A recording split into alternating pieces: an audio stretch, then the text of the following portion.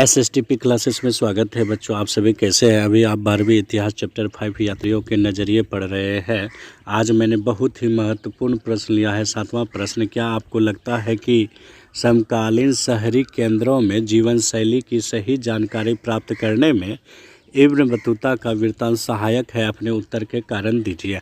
अर्थात जिस समय इब्न बतूता आए थे उस समय शहरी केंद्रों के लोग जीवन कैसे व्यतीत करते थे, इब्न बतूता का वृत्तांत उसके बारे में जानने में सहायक है, यही प्रश्न है।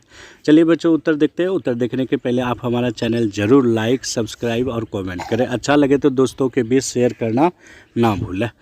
उत्तर, समकालीन शहरी केंद्र अर्थात जिस समय इब्न बतूता आए उस समय दो केंद्र थे शहरी केंद्र, दिल्ली और दौलताबाद। दौलताबाद अभी महाराष्ट्र को कहते हैं। इब्न बतूता बराबर मोरक्को यात्री, भारत आया 1333 ईस्वी में। दरबार सुल्तान मोहम्मद बिन तुगलक। बहुत ही ये सभी जो है महत्वपूर्ण ऑब्जेक्टिव है। इब्न बतूता कहाँ के यात्री थे और इब्न बतूता भारत कब आया और इब्न बतूता ने जो है कौन सी पुस्तक लिखे? रेहला किस भाषा में लिखी गई? अरबी भाषा में।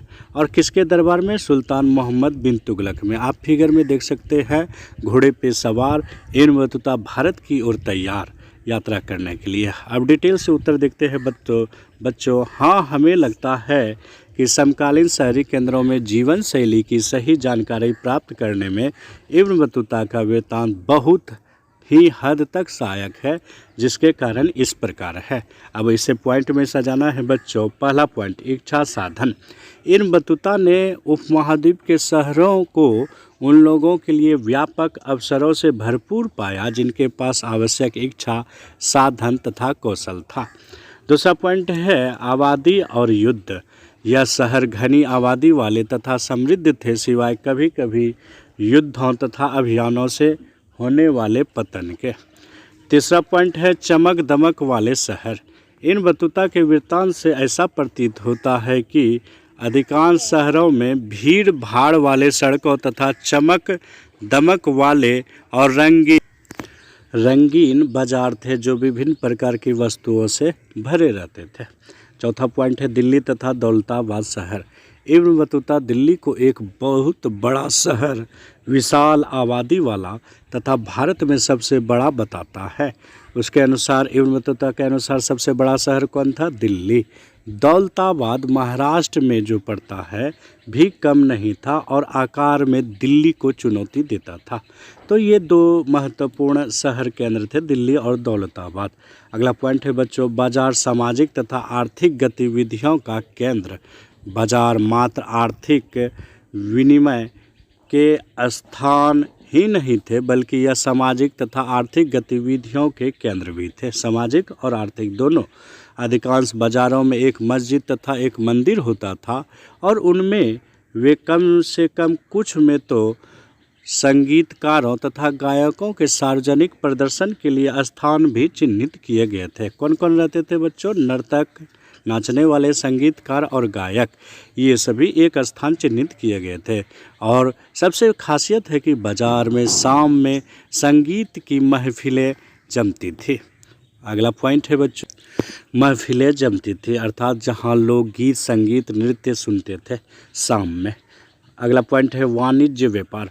उसने यह भी ध्यान दिया कि उपमहाद्वीप व्यापार तथा वाणिज्य के अंतर एशियाई तंत्रों से भली भांति जुड़ा हुआ था। एशियाई तंत्रों से भारतीय माल की मध्य तथा दक्षिण पूर्व एशियाई दोनों में बहुत मांग थी, जिससे शिल्पकारों तथा व्यापारियों का भारी मुनाफा होता था। अर्थात दोनों की बहुत ही मांग होती थी।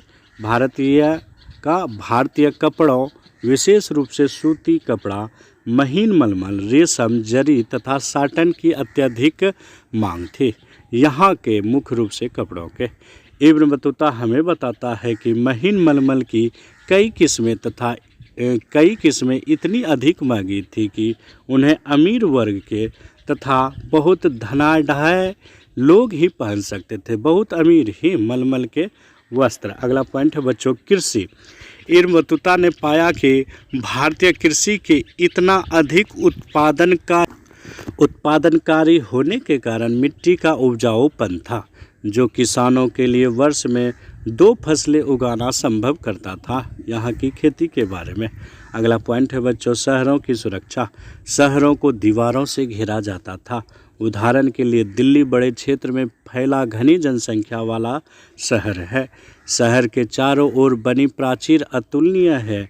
दीवार की चौड़ाई 11 हाथ लगभग 20 इंच के बराबर है। अर्थात दिल्ली को चारों तरफ से दीवारों से घेरा गया था, जिसे प्राचीर कहते हैं। प्राचीर मतलब किला। और इसके भीतर रात्रि के पहरेदार तथा द्वारपालों के कक्ष है। प्राचीर में खाने की सामग्री, हथियार, बारूद इत्यादि चीज़ें हैं। प्राचीर के भीतरी भाग में घुड़सवार तथा पैदल सैनिक एक से दूसरे छोर तक आते जाते हैं।